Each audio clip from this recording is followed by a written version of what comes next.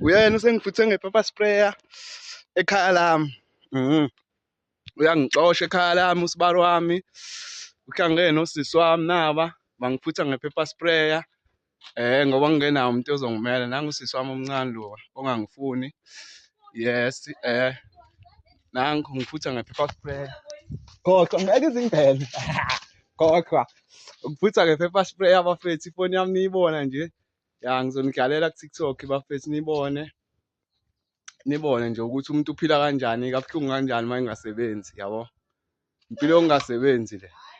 Imiphumela yokungasebenzi le yona mfethu, yokuthatha kancane ekhaya uze ufuthwe osibari bakho nge-pepper sprayer. Cabanga kini futhwa nge-pepper spray usibari wakho.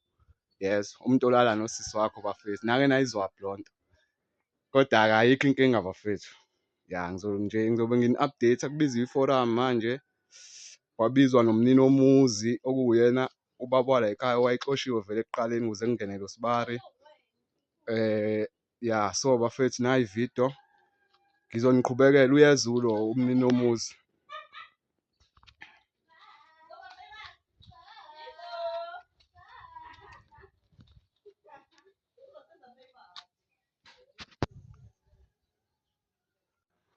Ngangidis-ono bani?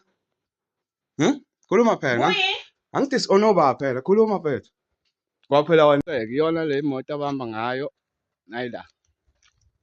Naniyibone kahle number plate yabo. Nabo. Engayifoti mngani nami. Engayifoti. Nayi iyona abahamba ngayo nayi. Leyabangixosha ngayo ekhaya. Ngiyaxoshwa manje ekhaya. Kuthiwa ngihambe nangu uyangixina. Yes. Simple. Record nje. Buya ke ngikhona wathi. Okay.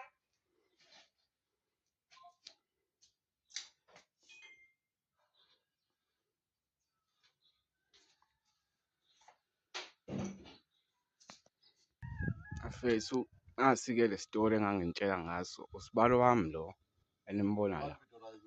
Ngeke ngakufidolazi kunzi. Ngeke ngakufidolazi kumele bakubona abantu. Lo usisi wami lo omncane. Salibona hali bafethu. La ivideo bafethu yalo muntu okhulumayo bafethu. Imina lo ngidliwa ile pepper spray bafethu. Ngivuthwe ngawo usibari wami. Kunzima bafethu. Ngezwe abanye bathi angihamba ngoqasha. Abanye bathi mfethu angihamba ngane. Abanye bathi angimshaye ngane. Kunzima bafethu ukulwisana nomuntu one-backup yonke. Lo muntu usebenza kwi-reaction ka-Wolf. Nosisi wami usebenza khona. So bayamemana mfethu. Kangangoba ukuthi uma beza la kumina beze la kumina njengoba beze kanje. Beza bebaningi mfethu beyimabhunu behlangene mfethu as if engathi kuziwe esigebengeni. Wena wabona utshontshile umuntu ejakidini yabo into ezikanjalo. So ukulwisana nabantu abakanjalo bafethu angeke ukwazi ukubalwisa ungenalutho njengami.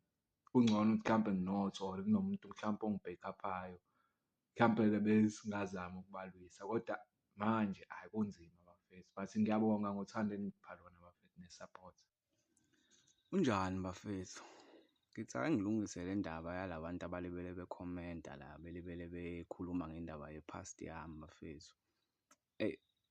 Yabo kubuhlungu umuntu ozobile kutshela ngendaba zangabo 2016 mfethu engazuthi mhlampe yena akanawo amaphutha akhe mhlampe noma yikho into akayenze yena azisola ngayo mhlampe empilweni. Yabo. And futhi labantu abakhomentayo abantu abangazi ukuthi kuze kufike enyelele kulelo phutha engalenza ngo-2016 ngazisola futhi ngalo yini eyabangela lonto yabo. So manje commenta nje abantu vele abazivezayo ukuthi okay lo mbhemu basebenzisana naye futhi bayancenteza kuyena yabo. So ngeke ngize nginake-ke nabafethu nani nabangasekhaya abanye beni enginaziyo ukuthi aningifuni. Ngiyazi nikhona la niyakhomenta ku-Facebook ngilibhekile. Ngeke ngize nginake anginankinga nani. Gede. Sanibona. Ethemba niyaphila bafethu. Ngifuna ukusheshisa nje indaba yokuthi yini le phutha engalenza ngabo-2010 to 2026.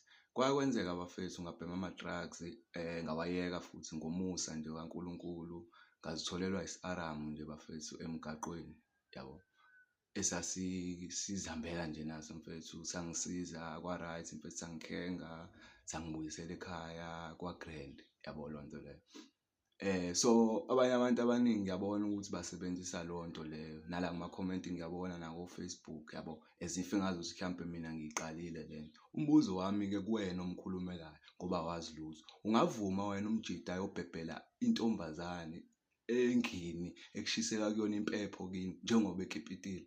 Ungayivuma leyo nto wena mjida? Wena sisi wami, ungayivuma leyo nto? Bafethu, aniyeke ukuthatha amasayidi ngoba umuntu enemali nitshela ukuthi Hello Mzansi, welcome to Mgosi waseMzansi. Nangibhodi u-expose sesi wakhe nasibari wakhe kokuthi isibari wakhe na sesi wakhe bayamhlukubeza ekhaya ngoba he's unemployed, akasebenzi, bamthela nange-pepper spray, isibari umfosa nge-pepper spray.